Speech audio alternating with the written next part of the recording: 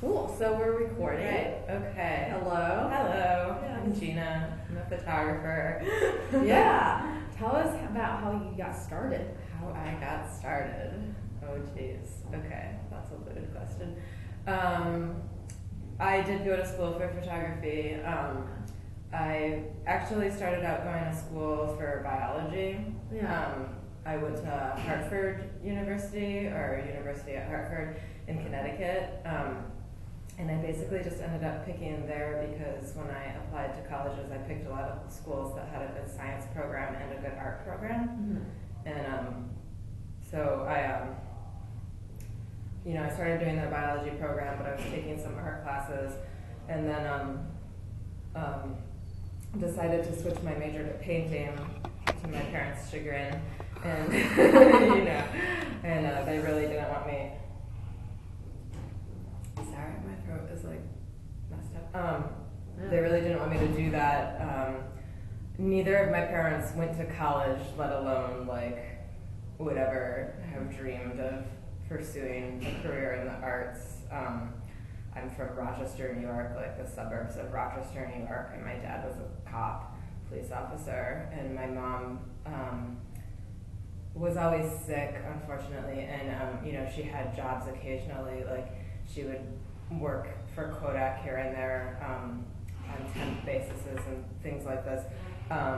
They were both very artistic, but it just wasn't, like I was brought up so proletarian, and like I have an older brother who's super smart and very musical and like a kind of annoying person that can pick up any instrument and just kind of play it. Mm-hmm. And I know he wanted to pursue music, but that just wasn't like something that we did in our family, and he's an engineer. And so when I really wanted to pursue art as a career, like I didn't even really think that that was something viable. Like growing up in Rochester, we had a pretty good darkroom just in my like shitty public high school. Cool. And I liked developing film and stuff, but I just never really thought about it as like something I could make a career out of. And in Rochester, like that's where Kodak is from, that's where George Eastman is from. Like a lot of things about photography actually started there. So it's not really like that crazy that I ended up, because I always liked photography, it's just not something, and I liked to paint, I just didn't think I would ever make a career of it. So I went to school for biology, and then they started cloning sheep and like weird stuff. And my mom was always in the hospital, and I had like a very negative association with hospitals, and I didn't know what else I was going to do with biology besides like be a doctor. Mm-hmm. And I just couldn't see myself doing that, and I couldn't see myself just like working in a lab, like I would want to work with people, and I don't think I could handle it, like just because of my own associations with hospitals, especially like my 18-year-old self-association with hospitals. It just wasn't the direction I wanted to go. So I started, I think the good thing about, like, I don't know if I would have made the same choices as old as I am now, but when you're like 18, 19 years old and you're so like, I can do anything, and you just don't know any better, like I didn't really realize that like photography or pursuing a career in the arts was something that like rich kids did. Just like, why can't I do this? I'm gonna do this. And so I did that, and I think that's kind of the strength of youth, and that I can do anything kind of mentality. So I'm glad I made those choices when I did. But so, I did that. I went to school for it. I majored in painting. I ended up double majoring in photo. I got a minor in biology for shits and giggles, just to kind of like humor my mom. And then I went to grad school at SUNY Buffalo for photography. Mostly because I just didn't really feel like I was done with school, because I kind of like jerked my way into the art school halfway through college.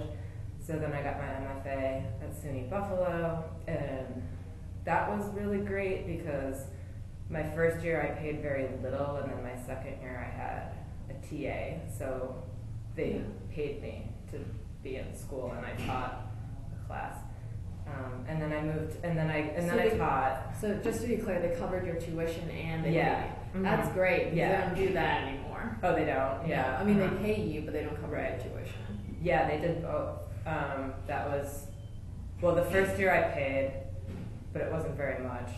I was in grad school, 2000 to 2002, and then my second year of grad school, I got paid. I think it was like $400 that I got like every 2 weeks or something. So it wasn't like a lot, but still like pretty awesome that I didn't incur like way more debt, because I'm still paying off Hartford and like where I went for undergrad, and I had a decent scholarship because of my SAT scores and stuff. But like, I don't know, college now it's just the rate at which the price of college has gone up, and like the return and investment is just so ridiculously non-existent. I wouldn't really recommend for anybody to go to like a private university to major in art unless like you come from money.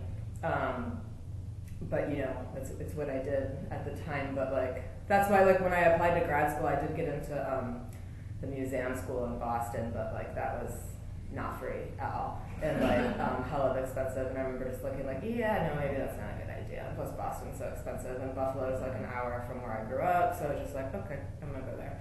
So I did that. So did you commute or did you live in Buffalo? I lived in Buffalo.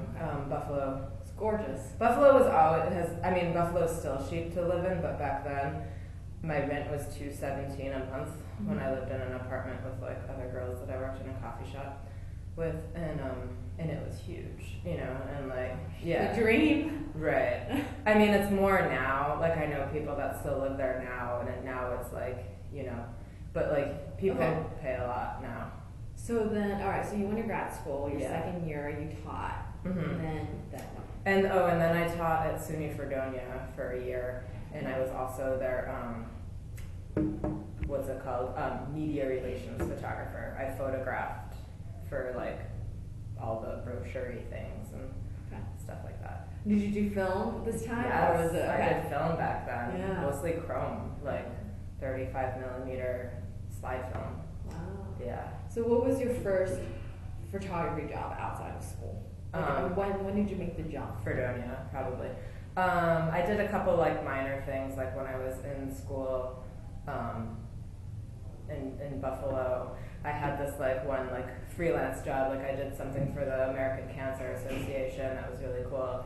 And I did stuff for SUNY Buffalo, like the art department and stuff like that, like documenting events. That's kind of how I started getting into event photography.